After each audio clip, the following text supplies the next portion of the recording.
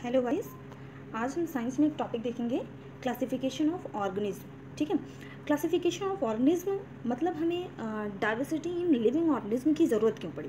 ठीक है, आज हम यही टॉपिक देखेंगे, इस पर हम थोड़ा डिस्कशन करेंगे और पार्ट वाइज आएंगे हमारे ये सीरीज़। अब क्लासिफिकेशन ऑफ ऑर्गेनिज्म के बारे में हम थोड़ा सा देखते हैं। Diversity in organism, in living organism की ज़रूरत हमें क्यों पड़ी, क्यों हम पूरे लिविंग ऑर्गेनिज्म की एक एक करके, मतलब क्यों हम पूरे लिविंग ऑर्गेनिज्म को एक एक करके नहीं पढ़ा जा सका।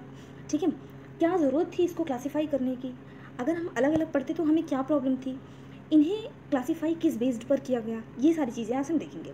देखो, पूरे लिविंग ऑर्गेनिज्म को हम अगर एक एक करके पढ़ें, लाइक हम डॉग के बारे में अलग पढ़ें, मेंढक के बारे में अलग पढ़ें, छिपकली के बारे में अलग पढ़ें, तो मतलब ऐसे करके मिलियंस ऑर्गेनिज्म है हमारे अर्थ पे, तो ये हमारे लिए पॉसिबल नहीं है। इसलिए पूरे लिविंग ऑर्गेनिज्म को हम डिवाइड कर दिए हैं कुछ पार्ट्स में, हम नहीं, कुछ साइंटिस्ट डिवाइड कर गए थे। ठीक है, कर दिए हैं। इन्हें किस बेस्ड पर हम क्लासीफाई किए हैं, इन्हें देखो, एक नंबर ऑफ, मतलब एक ग्रुप होता है, ऑर्गेनिज्म का, जिनमें कुछ सिमिलैरिटी होती है, जिनकी कुछ प्रॉपर्टी सेम होती हैं, उन्हें हम एक ग्रुप में रख देते हैं। जिनकी प्रॉपर्टी कुछ अलग होती है उन्हें हम एक ग्रुप में रख देते हैं, जिनमें कुछ सिमिलैरिटी होती है। ठीक है, इससे क्या होता है, इससे हमारी स्टडी जो होती है वो आसान बन गई। इस वजह से क्लासिफिकेशन किया गया ऑर्गेनिज्म का, इससे हमारी स्टडी बहुत ज़्यादा आसान हो गई।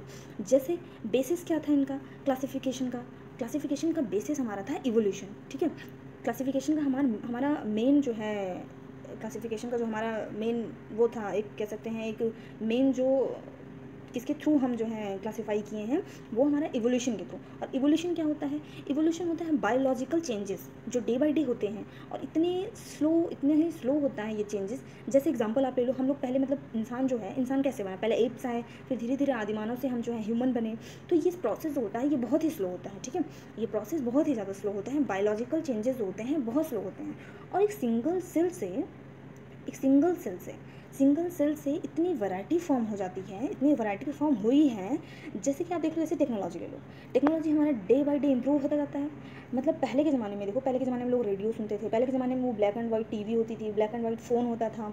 वैसे ही नेचर भी है, नेचर भी जैसे टेक्नोलॉजी हमारा अचानक से नहीं चेंज होता है, धीरे धीरे होता है। आज के टाइम में देख लो, लोग एंड्रॉइड यूज़ कर रहे हैं, आने वाले टाइम में लोग पता नहीं क्या यूज़ करेंगे। तो टेक्नोलॉजी में जैसे डे बाई डे चेंजेस होते हैं, वैसे हमारे नेचर में भी अचानक से कोई चेंजेस नहीं आते हैं। वो जो होते हैं वो बहुत ही स्लो प्रोसेस होता है नेचर का चेंजेस। और सिंपलेस्ट टू कॉम्प्लेक्स जाने में तो बहुत ही टाइम लग जाता है। और जैसे कि आपको पता है, इवोल्यूशन तो हमेशा रहता है। ठीक है, इवोल्यूशन हर फील्ड में होता रहता है, और धीरे धीरे ये पूरी लाइफ होता रहेगा आगे भी, चाहे हमारा टेक्नोलॉजी ले लो, चाहे नेचर के चेंजेस में ले लो।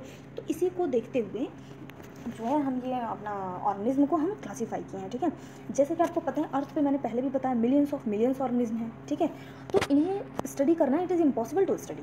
ठीक है, कि हम ईच इंडिविजुअल को सेपरेटली स्टडी करें। ठीक है, इसीलिए हमारा इनको कई कैटेगरी में इन्हें डिवाइड कर दिया गया है, इन ऑर्गेनिज्म को, और इन डिफरेंट ग्रुप्स में बेसिकली कर दिया गया।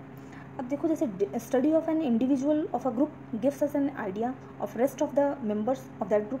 सपोज जैसे मैंने बताया कि हर ग्रुप में डिवाइड है, और जैसे मानो इस ग्रुप में कुछ सिमिलैरिटी है, इनकी प्रॉपर्टी कुछ सेम है, तो मानो हमने एक के बारे में पढ़ा, मतलब बेसिकली हम उस प्रॉपर्टी और उस कैटेगरी के बारे में पढ़ लिया, तो उसमें एग्जाम्पल में जितने भी आएंगे सबका लगभग सेम ही रहेगा। तो इस वजह से डिवाइड किया गया है। ठीक है, इस वजह से हमारा ये डिवाइड किया गया है। जैसे ये देखो, हमारे ये हैं लीनियस हैं। ठीक है, जो हमारे लीनियस डिवाइड किए हैं ऑल ऑर्गेनिज्म को 2 पार्ट में। ये अभी हम आगे आपको और बताएंगे कि 5 किंगडम क्लासिफिकेशन कहाँ से आया, अभी हम आपको आगे बताएंगे। अभी हम लीनियस जो, मतलब उनसे पहले थे, उन्होंने पूरे क्लासिफिकेशन को, अब सोचो, अब वो 5 पार्ट में डिवाइड है, और इन्होंने सिर्फ 2 पार्ट में डिवाइड किया था। ठीक है, जो हमारे लीनियस हैं उन्होंने सिर्फ 2 पार्ट में डिवाइड किया था।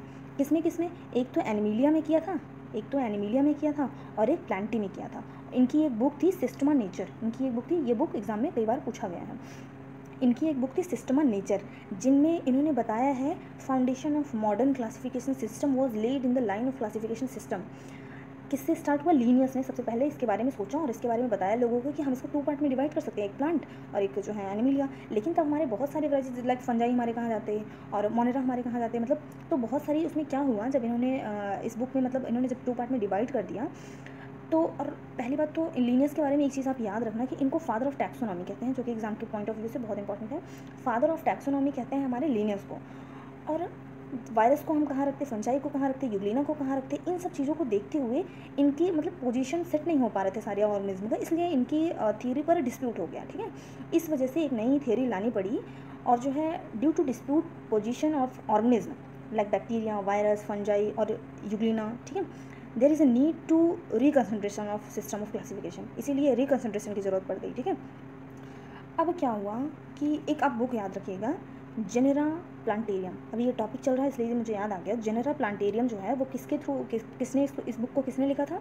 वो लिखे थे हमारे बेंथम एंड हुकर ने। ये बुक इंपॉर्टेंट है, जेनेरा प्लांटेरियम, ठीक है। अब लिनियस आए, इसको 2 पार्ट में डिवाइड किए। इनके बाद हमारा कौन आता है जो 5 किंगडम क्लासिफिकेशन में डिवाइड करते हैं? अब हम वो देखते हैं। इसके बाद हमारे ये महान इंसान आते हैं। कौन आता है? इसके बाद आते हैं R.H. विटेकर, ठीक है। रॉबर्ट हार्डिंग विटेकर आते हैं। इनका टाइम पीरियड रहता है 1920 टू 1980। ये जो है महान इंसान, ये क्लासीफाई करते हैं, लिनियस ने क्लासीफाई किया था ओनली 2 पार्ट में, ये क्लासीफाई करते हैं हमारे 5 पार्ट में, ठीक है। ये हमारे क्लासीफाई करते हैं मोनेरा, प्रोटिस्टा, प्लांटाई, एनिमिलिया, फंजाई, ठीक है।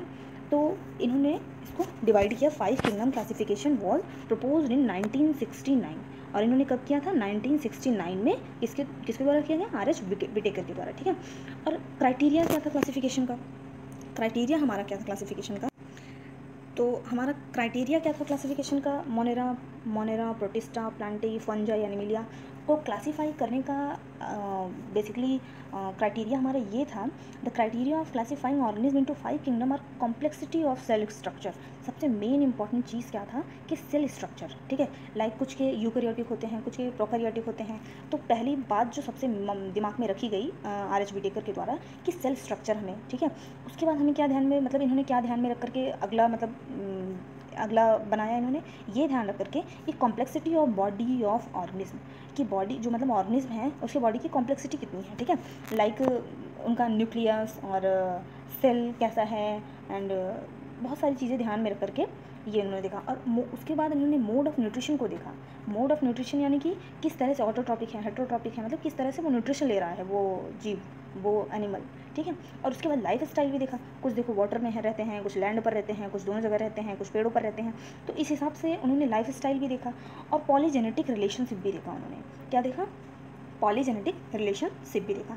तो इन सब चीज़ों को देखते हुए R.H. विटेकर ने 5 किंगडम क्लासिफिकेशन में इसको डिवाइड किया, ठीक है। तो 5 किंगडम क्लासिफिकेशन में इसके बाद इन्होंने डिवाइड किया गाइस। उसके बाद जो है, इसके बाद हम मोनेरा के बारे में एंड प्रोटिस्टा के बारे में, प्लांटी के बारे में, फंजाई के बारे में, एनिमिलिया के बारे में आपसे बात करेंगे नेक्स्ट वीडियो में। तो थैंक यू गाइस, आज हम छोटा ही रखते हैं इसको, नेक्स्ट पार्ट में मिलते हैं। If you like this session please share and subscribe.